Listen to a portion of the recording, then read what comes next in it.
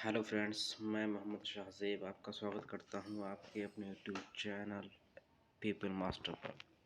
जैसा कि आप सभी जानते हैं कि बीएड के पाठ्यक्रम में मेगा लेसन प्लान बनाए जाते हैं, तो आज हम लेसन प्लान के बारे में स्टडी करेंगे। हम बात कर रहे हैं विज्ञान विषय से संबंधित लेसन प्लान की। सबसे पहले हमें पाठ्य योजना का क्रम डालना होता है। उसके बाद हमें किस कक्षा में किस दिनांक में क्या प्रकरण और क्या विषय पढ़ाया जाना है, उससे संबंधित विवरण दिया जाता है। तो सबसे पहले हम दिनांक, विषय, कालांश, कक्षा, उप विषय, अवधि, वर्ग, प्रकरण। दिनांक में हम दिनांक डालेंगे, विषय विज्ञान, कालांश 5, कक्षा 9, उप विषय जीव विज्ञान, अवधि 35 मिनट, वर्ग विज्ञान, प्रकरण शिक्षण तंत्र। सबसे पहले हमें शिक्षण उद्देश्य देने होते हैं, जो कि शिक्षण उद्देश्य दो प्रकार के होते हैं: सामान्य शिक्षण उद्देश्य और विशिष्ट शिक्षण उद्देश्य। हम सबसे पहले सामान्य शिक्षण उद्देश्य की बात करते हैं, जो कि लगभग विज्ञान के प्रत्येक प्रकरण में समान रहते हैं। ये हमें लगभग 7 से 8 एक लेसन प्लान में रखने होते हैं। हम इन्हें थोड़ा थोड़ा स्टडी करते हैं। छात्रों में वैज्ञानिक दृष्टिकोण उत्पन्न करना, छात्रों में विज्ञान विषय के प्रति रुचि उत्पन्न करना, छात्रों की तर्क शक्ति, विचार शक्ति, विश्लेषण व संश्लेषण करने की शक्ति का विकास करना, छात्रों में विज्ञान विषय को दैनिक जीवन में प्रयोग में लाना सिखाना, छात्रों का आत्मविश्वास, आत्मनिर्भरता जैसे गुणों का विकास करना। ऐसे ही हम इन्हें 8 लिखेंगे। विशिष्ट शिक्षण उद्देश्य में क्या आता है? विशिष्ट शिक्षण उद्देश्य में सबसे टिपिकल पॉइंट यही होता है, ये हमें विशिष्ट शिक्षण उद्देश्य प्रकरण के अकॉर्डिंग यानी टॉपिक के अकॉर्डिंग ही लिखने होते हैं। इसमें ज्ञानात्मक, भावात्मक, क्रियात्मक, सृजनात्मक उद्देश्यों को ऐसी हेडिंग डालकर 2-2, 3-3 पॉइंट्स हमें लिखने होते हैं। हम सबसे पहले बात करते हैं ज्ञानात्मक उद्देश्य की। छात्र शिक्षण तंत्र का प्रत्यय स्मरण कर सकेंगे, छात्र शिक्षण तंत्र से संबंधित ज्ञान का प्रत्यय विज्ञान कर सकेंगे। भावात्मक उद्देश्य में लिखते हैं हम, छात्र शिक्षण तंत्र की व्याख्या कर सकेंगे, छात्र शिक्षण के प्रकारों को समझ सकेंगे।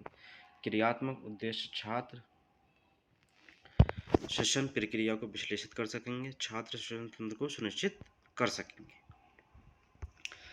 ऐसे ही हमें ये लिखने होते हैं। इसके बाद हम देखते हैं एक विशिष्ट शिक्षण उद्देश्य आता है रुचि, उसके बाद आता है अभिवृत्ति, उसके बाद हमें लिखना होता है शिक्षण सहायक सामग्री। शिक्षण सहायक सामग्री भी 2 प्रकार की होती है, जो कि एक समान होती है और विशिष्ट होती है।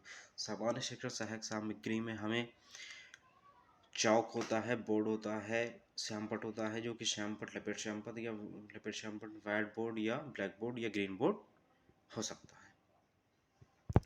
विशिष्ट शिक्षण सामग्री क्या होती है? विशिष्ट शिक्षण सामग्री में हमें जो TLM यूज़ किया जाता है प्रकरण को या टॉपिक को पढ़ाते वक्त, हमें वो लिखना होता है। वो मॉडल हो सकता है, चार्ट पेपर हो सकता है, या वास्तविक वस्तु यानी रियल ऑब्जेक्ट हो सकता है। प्रकरण को शुरू करने से पहले सबसे हमें छात्रों से प्रस्तावना प्रश्न पूछने होते हैं, जिसकी हमें एक टेबल बनानी होती है, और टेबल में हमें सबसे पहले क्रम संख्या, उसके बाद छात्राध्यापक क्रियाएं, छात्र क्रियाएं, विधि या प्रविधि डालनी होती है, लिखनी होती है। प्रस्तावना प्रश्नों में लगभग हमें 5 प्रश्न प्रत्येक प्रकरण या टॉपिक यानी लेसन प्लान में लिखने होते हैं। पहला हमने प्रश्न लिखा है, इसमें पेड़ पौधे वातावरण से कौन सी गैस ग्रहण करते हैं? CO2 गैस ग्रहण करते हैं। ये छात्र आंसर देंगे। CO2 गैस ग्रहण करने के पश्चात वे वातावरण को कौन सी गैस प्रदान करते हैं? ऑक्सीजन गैस प्रदान करते हैं। हम O2 को कौन से भाग से ग्रहण करते हैं? नाक से ग्रहण करते हैं। नाक से O2 ग्रहण व CO2 छोड़ने की प्रक्रिया क्या कहलाती है? श्वसन कहलाती है। श्वसन से आप क्या समझते हैं? ये समस्यात्मक यानी प्रोबेबिलिटी वाला हमारा क्वेश्चन होगा। और प्रस्तावना प्रश्न में एक विशेष ध्यान रखा जाता है कि इसमें सारे क्वेश्चन ज़िगज़ैग फॉर्म में होने चाहिए, अदरवाइज ये प्रस्तावना प्रश्न गलत माना जाता है।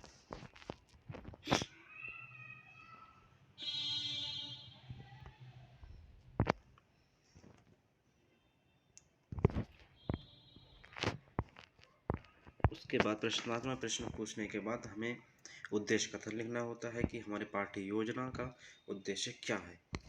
तो हमें इसमें लिखना होगा प्रस्तुत अध्ययन में आज हम श्वसन तंत्र के विषय में विस्तार पूर्वक अध्ययन करेंगे।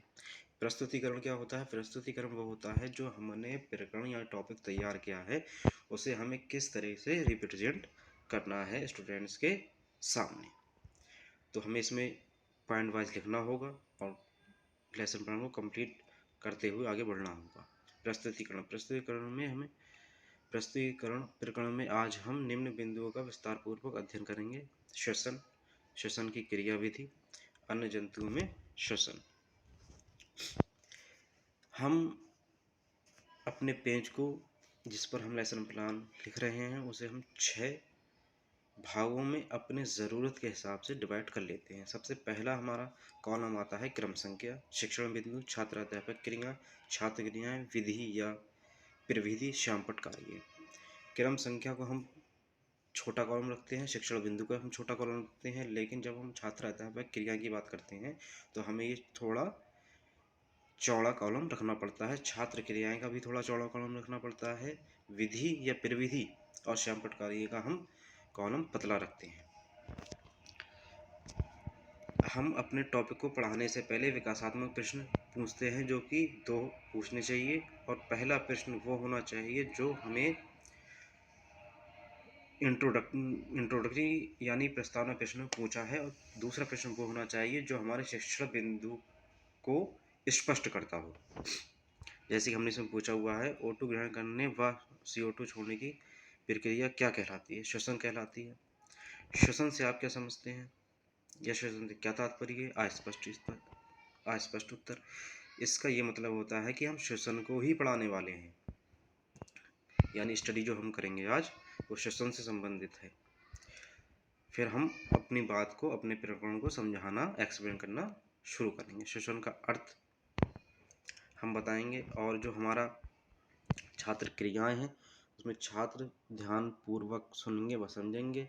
और विधि में हमें वो विधि लिखनी होती है जो हम यूज़ कर रहे हैं। जैसे हमने विकासात्मक प्रश्न पूछे तो इसमें प्रश्नोत्तरी विधि आई, और जब हम श्वसन को एक्सप्लेन कर रहे हैं तो ये व्याख्यान विधि है, और जब हम अपना TLM यूज़ करेंगे तो प्रदर्शन विधि होगी, जो कि हमें प्रदर्शन विधि इसमें नोट करनी पड़ती है।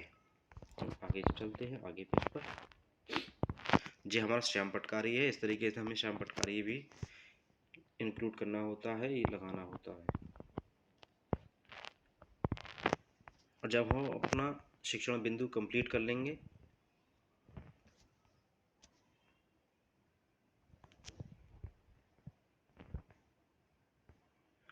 तब हम विकासात्मक प्रश्न पूछते हैं। विकासात्मक प्रश्न वो होता है जो हम प्रकरण को अपने शिक्षण बिंदु में कुछ पढ़ा चुके हैं उससे संबंधित होता है। दूसरा प्रश्न वो होता है जो हम आगे अपने शिक्षण बिंदु में पढ़ाने जा रहे हैं, तो इसी तरीके से पूछते हैं और एक्सप्लेन करते हैं। इसी तरीके से हमारे दूसरा शिक्षण बिंदु हो जाता है। आप लोग स्क्रीनशॉट ले सकते हैं। और जब हम अपना तीसरा प्रकरण शिक्षण बिंदु पढ़ाएंगे उसमें हम पढ़ाने से पहले उसी तरह जैसे हमने फर्स्ट में विकासात्मक प्रश्न पूछे थे वैसे ही प्रश्न पूछेंगे, और उसके बाद अपना तीसरा शिक्षण बिंदु स्टडी कराना, एक्सप्लेन करना शुरू करेंगे। और जब हमारा पूरा टॉपिक ख़त्म हो जाता है, हम सब कुछ TLM भी समझा चुके हैं, अपना जो हमें स्टडी मटेरियल समझाना है, जो लिखाना है वो सारा हम नोट करा चुके हैं। उसके बाद हम बोधात्मक प्रश्न पूछते हैं। बोधात्मक प्रश्न आप 4 से 5 रख सकते हैं। उसके बाद हमें श्यामपट्ट कार्य देना होता है और बच्चों को निर्देश देने होते हैं, और इस तरीके से हमें जैसे ये नोट किया हुआ है ये लिखना पड़ता है। उसके बाद पुनरावृत्ति प्रश्न होते हैं। पुनरावृत्ति प्रश्न आप 4 से 5 पूछ सकते हैं जो कि उसी टॉपिक से संबंधित होने चाहिए। और गृह कार्य हमें देना होता है जो कि अति लघु हो सकता है, और गृह कार्य में हमें 4 से 5 प्रश्न देने होते हैं। इस तरीके से हमारी ये पूरी एक पाठ्य योजना विज्ञान विषय की कंप्लीट होती है। और जो हमने आज ये विज्ञान पाठ्य योजना देखी है, समझी है, वो श्वसन संबंधित प्रकरण से है। Thank you very much.